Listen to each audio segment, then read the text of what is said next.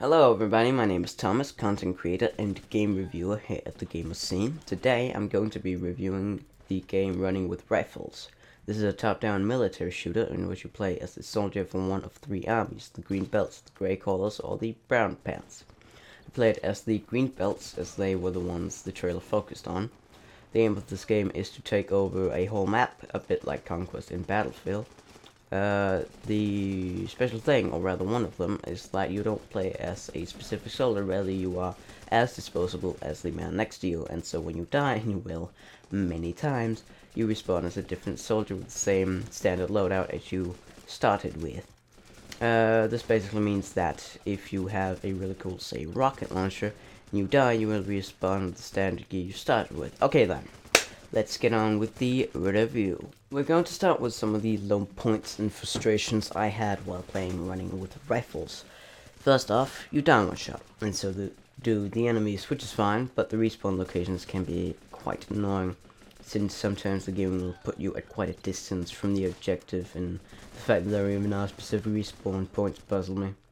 Since the game says in the manual linked below that you are just another soldier on the battlefield, and not some sort of god-given warrior. I mean, you do respawn as a different person, but still at certain points there's one specific level that seems to have only sort of one main respawn point, that is only outfitted with one singular stash, which is a container for your own weapons and gear. No vehicles to get to the action quicker. What I would have preferred is that when you die you just respawn as the nearest friendly soldier.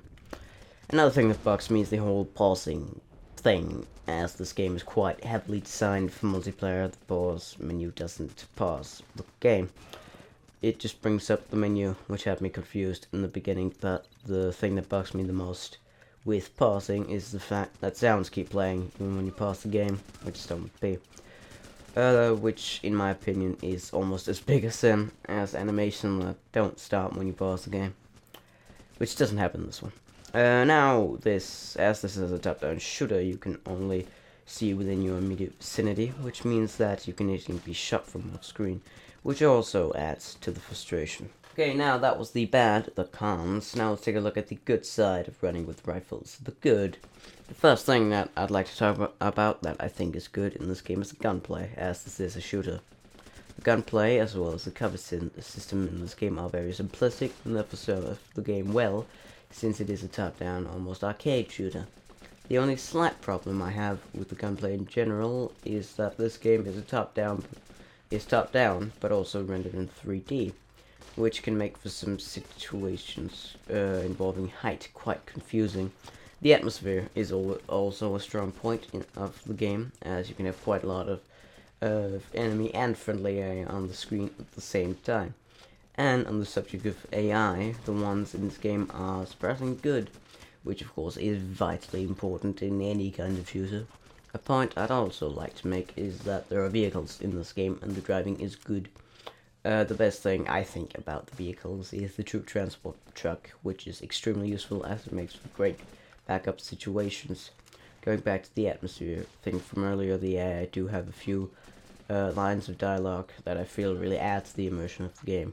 One of the main things, mechanic-wise, I want to mention is that you control your own little squad. A group of soldiers that have either just spawned or released anybody nearby. As you can see in this clip here, I'm playing around with the squad system a little bit. You start with around 3 or so squad members, and as you level up, you unlock more slots. In this clip, my top squad count is 7. By using page up and page down, you can change the max slots in your squad. And by right-clicking, you set a waypoint for your squad. So, for example, if one of your squad members end up in the driver's seat of the vehicle, just right-click and he'll take you there. Now, waypoints stay pretty much indefinitely. So to remove them again, just simply click, or just simply stand or right-click on them again, and they'll disappear. A side note on the whole squad thing is that if you get in a troop transport truck, the AI will automatically fill the truck up. Another good mechanic I do want to mention is that at the start of a new level, when you get a new objective, or when a battle breaks out, or whatever you might need to know about, the man who I can only assume being the general of your respective army will give you a bit of information via text about what's going on.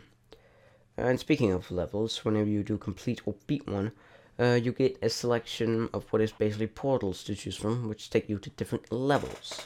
So whilst some of the mechanics of this particular game can lead to some frustration for a while, the game could definitely be entertaining for the most part. I'd say just be ready before directly diving into a new level. In the description, I has linked the game manual for you if you want to look through that. So yeah, in the light of both the good and the bad of this particular game, I would leave it with a review score of 5 out of 10, an average rating for an average game in my opinion. Thanks for watching and have a great day.